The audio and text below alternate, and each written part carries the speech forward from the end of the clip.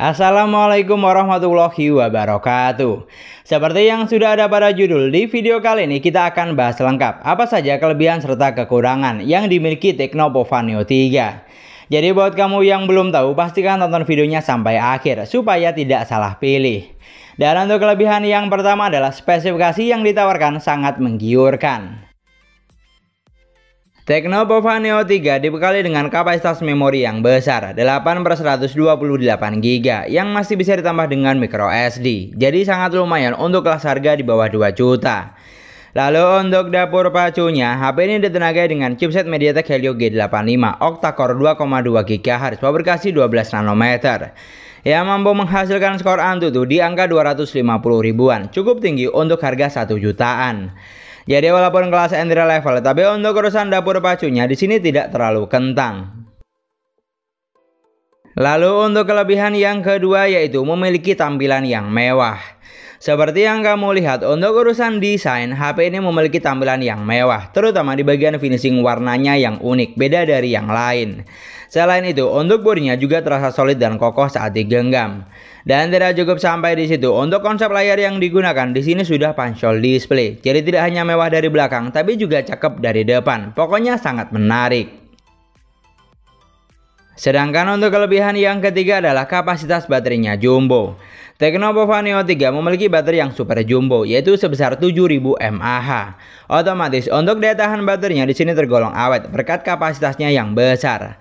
Baru tutup selama 2 jam dengan jaringan WiFi hanya berkurang 10%. Lalu buat main Mobile Legends selama 1 jam berkurang 10%. Sedangkan buat main PUBG Mobile selama 56 menit berkurang 9%. Dan saya tes menggunakan PC Mark bisa tembus sampai angka 19 jam 47 menit, jauh lebih tinggi dibanding kapasitas baterai 5000 mAh. Dan dari penggunaan yang saya lakukan, untuk penggunaan kasual dan gaming tipis-tipis, baterainya ini bisa tahan lebih dari 1 hari, jadi sangat menarik. Dan untuk kelebihan yang keempat yaitu sudah punya sensor NFC. Buat yang butuh sensor lengkap, kamu tidak usah khawatir, karena di Tecno Pova Neo 3 ini sudah ada semua. Sensor penting seperti cahaya, magnet, dan giroskop sudah ada, walaupun masih menggunakan virtual gyro. Dan buat kamu yang butuh sensor NFC, di HP ini juga sudah ada.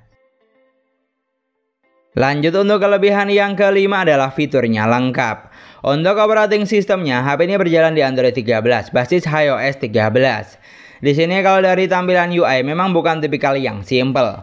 Tapi poin menariknya adalah walaupun kelas entry level, pilihan tampilan seperti tema atau wallpaper ada banyak, tinggal disesuaikan dengan selera. Dan untuk fitur yang disediakan juga banyak. Fitur penting seperti ketuk 2 kali untuk on off, belah layar jadi 2, screenshot 3 jari, rekam layar, screen mirroring, dan mode game turbo sudah tentu ada. Pokoknya paket lengkap dan sangat menarik pastinya. Karena seperti yang kita tahu, tidak banyak HP 1 jutaan yang punya fitur selengkap ini. Sekarang untuk kelebihan yang keenam adalah harganya tidak sampai 2 juta. Buat kamu yang belum tahu, Tecno Pova Neo 3 dijual dengan harga 1,9 juta. Jadi wajar kalau banyak peminatnya. Karena dengan harga cukup terjangkau, HP ini menawarkan banyak kelebihan. Soalnya jika kita cek di merek lain seperti Oppo, Vivo, Samsung, bahkan Xiaomi, untuk harga di bawah 2 juta hampir tidak ada yang menawarkan banyak kelebihan seperti ini. Itulah tadi 6 kelebihan dari Tecno Pova Neo 3. Sekarang kita akan bahas apa saja kekurangan yang dimiliki HP ini. Dan untuk kekurangan yang pertama adalah dimensi bodinya terlalu bongsor. Di sini untuk urusan tampilan jujur saya suka karena HP ini sudah memiliki tampilan yang mewah baik dari belakang maupun depan. Tapi yang sedikit disayangkan untuk dimensi bodinya lumayan bongsor dengan ketebalan ada di angka 9,2 mm dan berat sekitar 227 gram. Pokoknya jauh dari kata compact. Dari apa yang saya rasakan saat dipakai menggunakan satu tangan kurang nyaman dan akan terasa mengganjal ketika dimasukkan ke dalam saku celana. Namun yang jelas untuk poin ini bukan sebuah kekurangan yang fatal karena hal ini bisa terjadi karena kapasitas baterai dan layarnya yang besar. Otomatis dimensi bodinya menyesuaikan, jadi ada sebab dan akibat. Dan untuk kekurangan yang kedua yaitu chargingnya lama. Seperti yang sudah kita bahas, kalau untuk daya tahan baterainya HP ini sudah bisa diandalkan karena memiliki kapasitas baterai yang besar. Tapi yang jadi nilai minus untuk kecepatan chargingnya di sini lumayan lama karena hanya dibekali dengan fast charging 18 watt. Dimana isi daya dari 10 sampai full 100% dengan kondisi data off butuh waktu sekitar 3 jam. Artinya, jika kondisi baterai di bawah 10% butuh waktu lebih dari 3 jam untuk isi daya sampai penuh, jadi lumayan memakan waktu.